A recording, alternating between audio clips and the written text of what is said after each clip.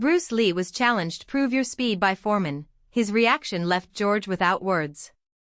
Bruce Lee was challenged Prove Your Speed by Foreman. His reaction left George without words. The gym smelled of sweat and worn leather, the air heavy with the tension of two titans about to collide. George Foreman, newly crowned heavyweight champion, stared at Bruce Lee with a defiant smile, his arms crossed over his broad chest like a wall of muscle. Everyone talks about your speed, Lee. But speed doesn't win fights alone. I want to see you prove it. Bruce didn't move. His eyes, dark and penetrating, remained fixed on Foreman, as if he had already read every thought behind that challenge. The silence stretched, broken only by the distant sound of gloves being tied and punching bags swinging. Then, without warning, Bruce smiled, not a smile of teasing, but of understanding. Speed isn't just about moving your hands fast, George, he said, his voice calm, almost a whisper. It's knowing when to move. And why? Foreman huffed impatiently. Pretty talk doesn't impress me. I want action. He snapped his fingers. Come on. One punch. One punch. If you're as quick as they say, you'll hit me before I blink. Bruce tilted his head, as if evaluating a riddle. What if I make a mistake? So you're just another loudmouth. Foreman opened his arms, exposing his torso like a target. But if you get it right. He laughed, a deep, rumbling sound. Well, then I admit that you have something special. The seconds dragged by. Bruce didn't move. He didn't flex his fingers, he didn't adjust his posture. He just breathed, a slow, deep breath, as if time around him had slowed down. Foreman began to frown, his smile faltering. What's up? Are you just going to stand there? Then it happened. There was no warning. No preparatory movement.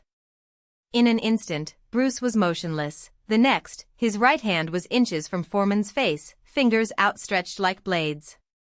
The heavyweight champion blinked, and when he opened his eyes, Bruce had already stepped back, his hand now resting casually on his hip. Foreman staggered. Not out of pain, but out of shock. His left cheek tingled, as if it had been touched by lightning. He brought his hand to his face, his fingers shaking slightly. What the hell was that? Bruce crossed his arms, the same serene smile on his lips. You asked for speed. I showed precision. Foreman tried to laugh, but the sound came out forced. That wasn't a punch. It was a touch. Exactly. Bruce took a step forward, his voice now firm, almost teaching. You wanted to see if I was fast enough to hit you. But the real question is, why would I need to hit you? A fighter is not measured by the strength of his punches, but by the intelligence behind them. You are strong, George. But uncontrolled force is just violence. Foreman opened his mouth to retort, but the words died in his throat. Something in those eyes, that quiet certainty, made him hesitate. He had seen fast men before. I had already been challenged, provoked, tested. But never like this. Never with so much savings. As if Bruce had done the bare minimum to prove his point, and nothing more. The heavyweight champion lowered his arms, his rigid stance softening. Dude, you're crazy. Bruce laughed, a light, genuine sound. No. I just know what I can do. He extended his hand. And so should you. Foreman looked at the offered hand, then at Bruce's face. For a moment, the gym seemed to hold its breath. Then, with a grunt, he shook Bruce's hand, not with the crushing strength he used in the ring, but with a firm, respectful grip. Okay, Lee, he said, shaking his head. You won this one. But don't think I'll be cheap next time. Bruce smiled. I wouldn't expect anything less from you.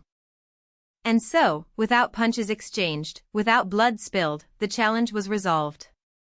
Foreman left the gym with his head down but his thoughts racing.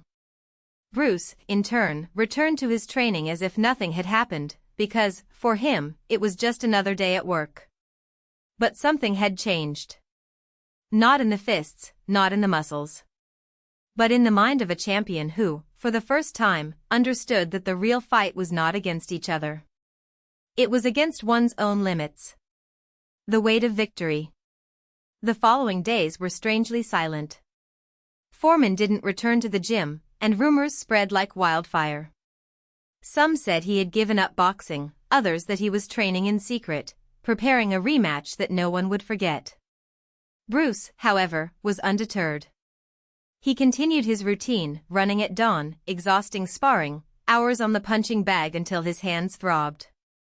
But sometimes, when fatigue set in, he would find himself looking at the empty ring, as if he expected to see Foreman's shadow there, challenging him again. It was on a humid afternoon, when sweat was running down my back and my muscles were burning, that the phone rang. He was his manager. "Bruce, Foreman wants a fight."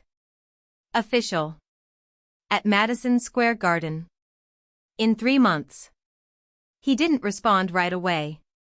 He just gripped the phone tighter, feeling the plastic creak beneath his fingers. 3 months.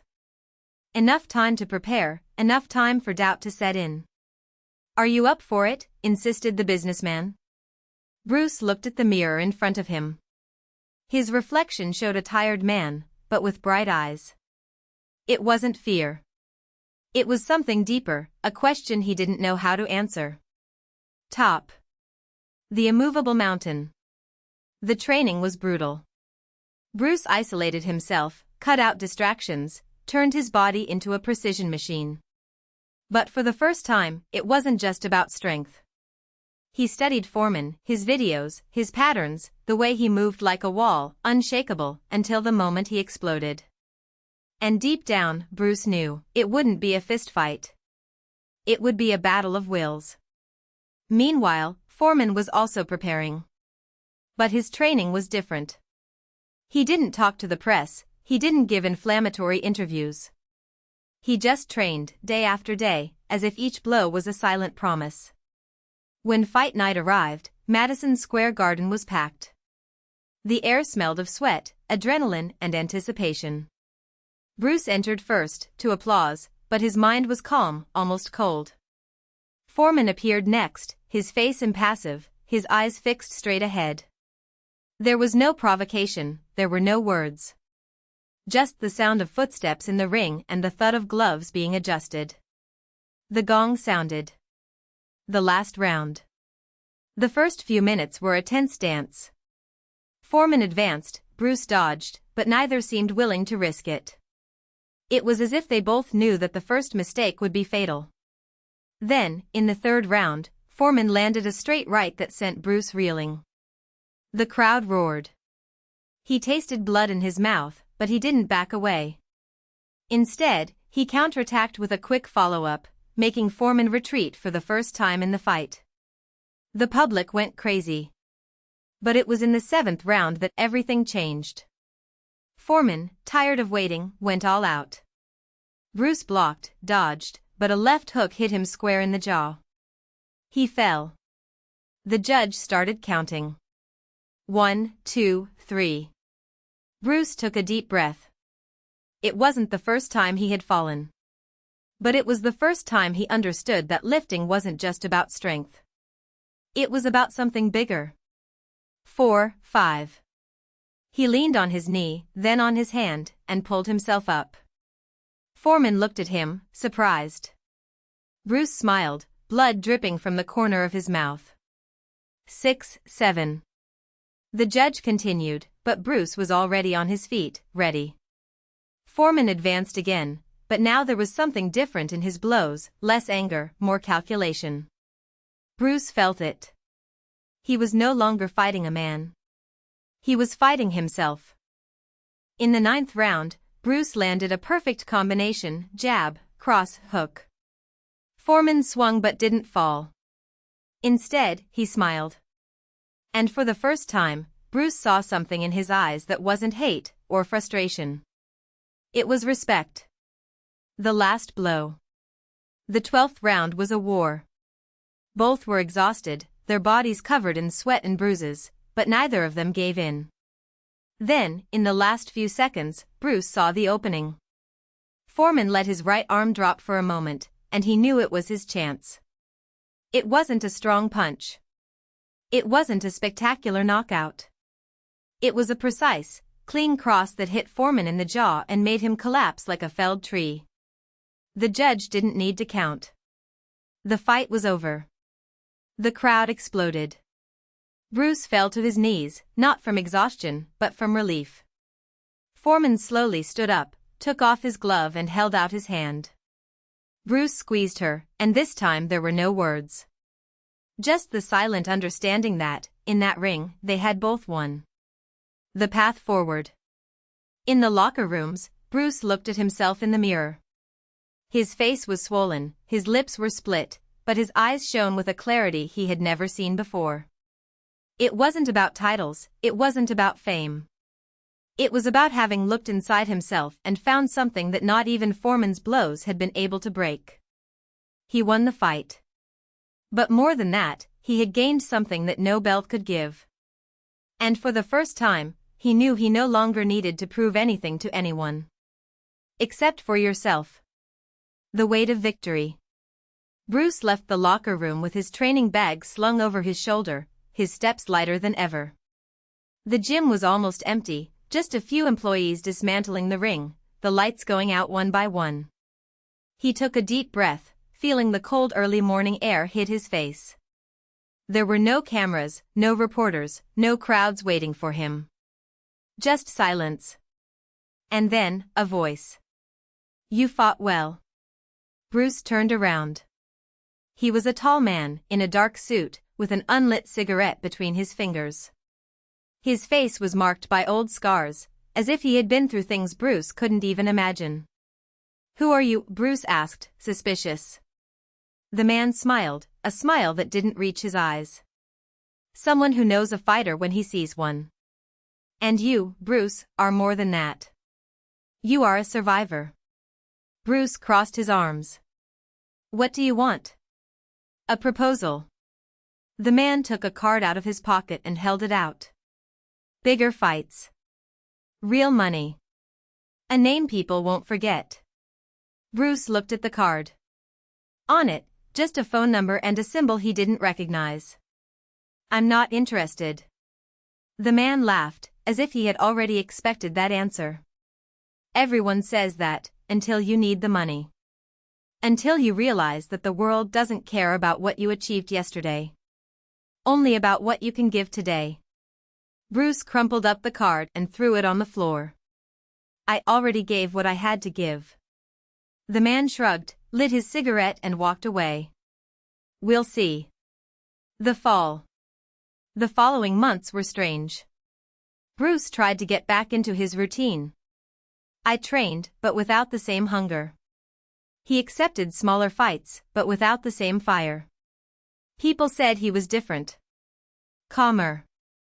Further away. Until one day, the phone rang. It was his mother. "Bruce, it's your father." He knew before she even finished the sentence.